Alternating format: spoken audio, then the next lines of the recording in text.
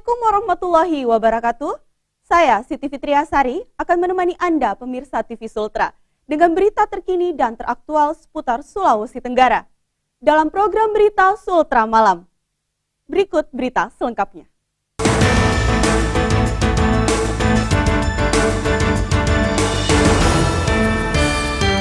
Dua unit bus Translulo sudah beroperasi secara efektif mulai Januari 2014.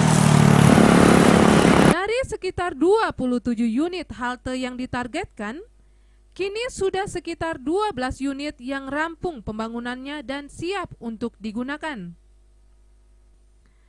Menurut Sekretaris Dinas Perhubungan Kota Kendari, Dahlia, bagi para penumpang yang akan menggunakan jasa ini harus menggunakan kartu yang disebut Smart Card dengan sistem saldo yang bisa diisi ulang. Sementara untuk tarifnya, bagi pelajar Rp2.500 dan umum Rp4.000. Ulang, Smart Card ini dapat diperoleh di Koperasi Dinas Perhubungan Kota Kendari dan beberapa tempat yang menjadi mitra. Dengan besaran isi ulang mulai Rp10.000 hingga Rp100.000. Sedangkan untuk rutenya sendiri akan memulai trayek dari Kota Lama, Bypass, Pasar PKL, Rumah Sakit Korem, Rumah Sakit Abu Nawas, dan Kantor Gubernur Sultra.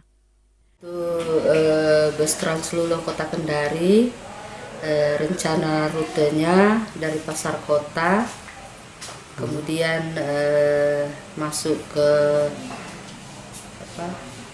Kendari Beach, terus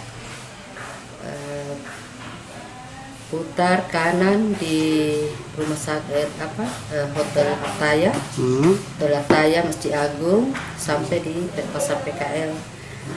Putar lagi masuk ke Malik Raya, Hotel Ataya, kemudian menyeberang ke Jembatan Teriping masuk ke Rumah Sakit Abu Nawas, jalur Rumah Sakit Abu Nawas ke Kantor Gubernur Polda, untuk putar balik menuju ke Pasar Kota. Jadi dua bisnya begitu rutenya? Iya, dua-duanya. Nanti diatur, dia beriringan, jadwalnya sudah diatur pada setiap titik halte yang ada.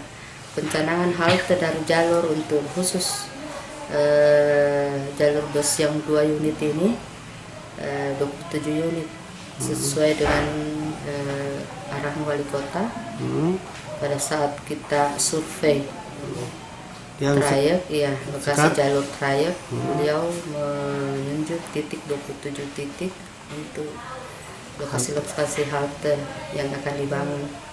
Untuk tahun 2013 itu sebanyak 12 titik sudah ada. Selanjutnya untuk tahun berikutnya ini akan dibangun sesuai dengan arahan beliau. Arasati Saharudin, TV Sultra melaporkan.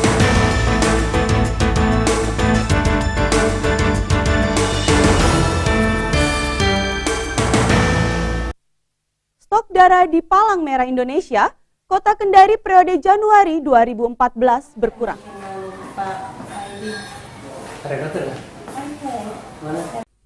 Stok darah yang dimiliki Palang Merah Indonesia Kota Kendari untuk periode Januari 2014 saat ini sangat kurang. Bahkan tiap jenis golongan darah hanya 2 hingga 3 kantong saja. Sedangkan permintaan per hari untuk tiap golongan darah sebanyak 15 kantong. Permintaan tertinggi untuk golongan darah A dan golongan darah O.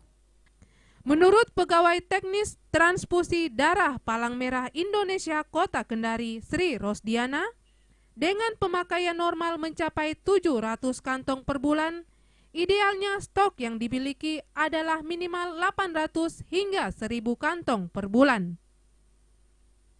Berdasarkan kondisi ini, Rosdiana mengharapkan agar masyarakat, organisasi, instansi pemerintah atau swasta yang ingin mendonorkan darahnya agar datang ke Palang Merah Indonesia Kota Kendari untuk mendonorkan darahnya. Untuk kondisi sekarang per tanggal 21 Januari 2014 kita memang sangat kurang, malah boleh dikatakan kosong. Untuk semua golongan baik A, B, O, dan AB itu kita nyatakan kosong. Karena ada pun juga stoknya paling 1-2 kantong. Untuk golongan darah apa tuh Bu yang masuk Semua. Semua. Semua golongan. Kalau idealnya Bu yang dimiliki dengan jumlah permintaan berapa begitu? Kalau idealnya sih kalau kita kalkulasi rata-rata per bulannya itu kita kan pemakaian 700-an. Jadi minim maksimal itu donornya harus di atas dari itu. Sekitar 1.000 atau minimal itu 800. Donornya karena pemakaian kami itu rata-rata 700 kantong per bulan. Sudah berapa lama kondisi stok darah kosong? Sejak Januari. Sejak masuk Januari 2014. Sebelumnya bahkan apa tidak ada langkah-langkah yang dianukan dari PMI? Sebelumnya sih kita sudah sering mobil unit keluar. Kita juga menghimbau sama masyarakat baik instansi pemerintah, swasta untuk mengadakan donor. Tapi kan untuk donor darah itu istilahnya kita perlu sosialisasi dulu karena kebanyakan orang memang belum mengetahui apa sih itu donor darah. Memang kan kita juga sudah menyurat ke beberapa instansi, tapi kan kembali lagi ke instansi itu sendiri mau tidak mereka mau untuk melaksanakan donor. Kalau harapannya Ibu sendiri Bu? Harapan kami dari sini, dari UTD di Transfusi Darah, kami menghimbau kepada seluruh masyarakat, baik itu dalam bentuk perkumpulan organisasi baik swasta atau pemerintah, kami mengharapkan partisipasinya untuk mendonorkan darahnya.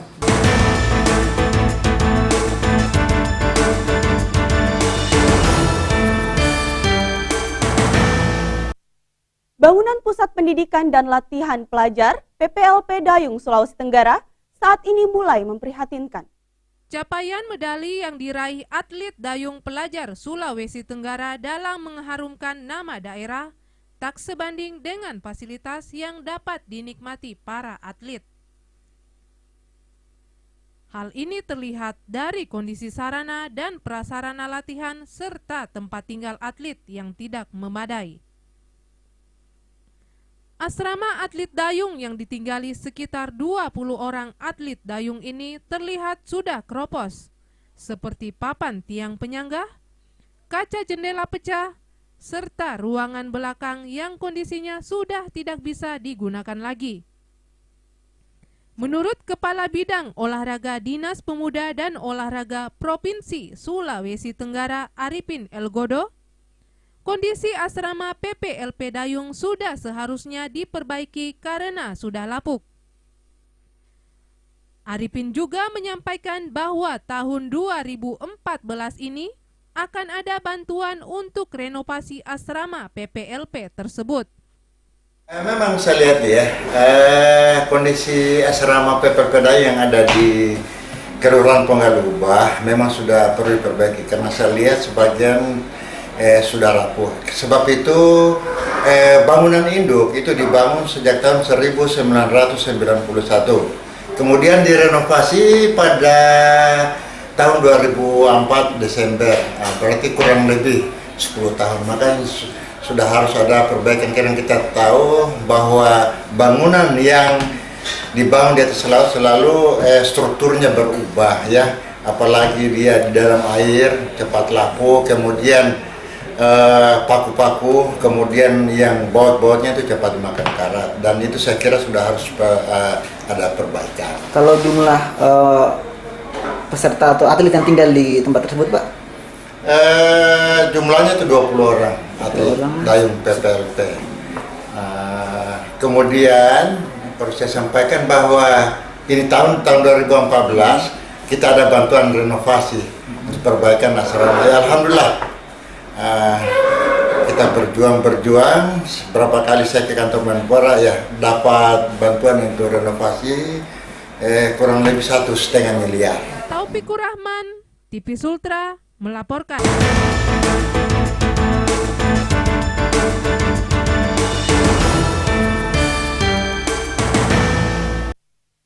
Dinas Pekerjaan Umum Kota Kendari terus berupaya untuk melakukan pembangunan drainase yang dialirkan. Salah satu pembangunan yang akan dituntaskan oleh PU Kota Kendari saat ini adalah pembangunan drainase yang berada di Jalan Bypass Laode Hadi. Tidak adanya drainase selama ini membuat genangan air di sekitar jalan, sehingga mengganggu pengguna jalan yang melintasinya. Menurut Kadis PU Kota Kendari Ali Aksa, penanganan ini berkala. Pihaknya melihat volume air yang cukup besar sehingga harus diupayakan untuk mengalirkan ke sungai dan teluk. Untuk anggaran pembangunan ini diambil dari dana rutin dengan besaran anggaran sekitar 700 juta rupiah. Berhubungan dengan drainase itu tidak ada hentinya. Kemarin juga pertanyaan dari teman-teman, kok ini lanjut terus sudah tahun anggaran lewat. Kebetulan kan kita punya dana rutin yang setiap tahunnya turun, dan itu kita alokasikan di drainase yang cukup besar untuk rutin. Jadi kita bisa lihat sendiri di beberapa tempat ada kegiatan potong jalan untuk itu salah satunya untuk pencegahan kelak kalau misalnya ada volume air yang cukup besar, itu bisa sudah kita antisipasi untuk segera mengalirkan ke badan penerima air, ya sungai atau ke Teluk Kendari. Dan itu pula juga kita tahun ini malah beliau sudah memesan kepada kami segera mempercepat pengadaan alat berat kita yang berhubungan dengan penanggulangan kelak kalau ada banjir. Atau karena ini Teluk Kendarinya kita ini kan pendangkalannya sudah cukup tinggi, malah sedimen Teluk Kendari itu sudah lebih tinggi kayaknya dengan dasar sungai kita. Nah itu nanti kita akan mulai dari muaranya. Kalau peralatan kita sudah ada ini, kita mengadakan 3 unit ekskavator, salah satu diantaranya itu amfibi yang akan bekerja di sungai dan muara di Teluk Kendari. Itu akan kita bikin alurnya supaya bisa lebih lancar. Jadi itu salah satu tindakan kita yang kita secepat mungkin ke depan ini. Lalu ada beberapa tempat mungkin bisa seperti di Senopati Lain itu yang sering selama ini tergenang air, itu segera juga kita sudah akan perintah. Dan sekarang kita sudah belah itu menuju ke sungai, sudah dua link itu kita sudah menuju ke sungai. Sisa yang di depan toko karena itu membutuhkan dana yang cukup besar, kita mungkin 1-2 minggu ini kita sudah mungkin belah di permukaan toko sehingga air lagi tidak ada yang tergenang, langsung terbuang ke sungai. Berapa anggarannya, Pak? Dewi Larasati, Saharudin, TV Sultra melaporkan.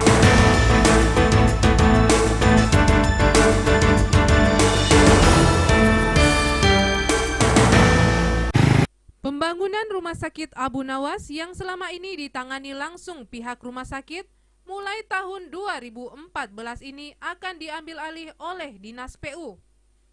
Hal ini dikarenakan pemerintah Kota Kendari menginginkan pembangunan rumah sakit yang representatif. Menurut Kepala Dinas PU Kota Kendari Ali Aksa, pembangunan ini akan dimulai dengan pendirian ruang pelayanan PIV, VVIP, dan eksekutif kelas. Karena selama ini peminatnya cukup banyak. Sementara untuk biaya pembangunan ini membutuhkan anggaran sekitar 40 miliar rupiah untuk 3 tahun. Peminat penanganan rumah sakit dengan kelas yang cukup baik, cukup layak, itu cukup tinggi, sehingga pemerintah kota berprogram ke depan akan membangun rumah sakit yang pelayanannya bagus dengan VIP dengan mungkin eksekutif kelas. Nah, itu kita akan program ke depan dan tahun ini sudah kita coba untuk melakukan itu mulai dengan eksekutif kelas ada VIP dan itu mungkin 3 tahun berjalan yang multi years dan tahun ini sudah ada dananya dan kita sementara dalam desain. Insya Allah itu akan terwujud dalam 3 tahun. Alokasi. Ya? Alokasi. Dewi Larasati, Saharudin, TV Sultra melaporkan. Ya pemirsa, demikian Sultra malam kali ini. Saya Siti Fitriasari mewakili kru TV Sultra yang bertugas undur diri dari hadapan Anda. Terima kasih dan sampai jumpa. Wassalamualaikum warahmatullahi wabarakatuh.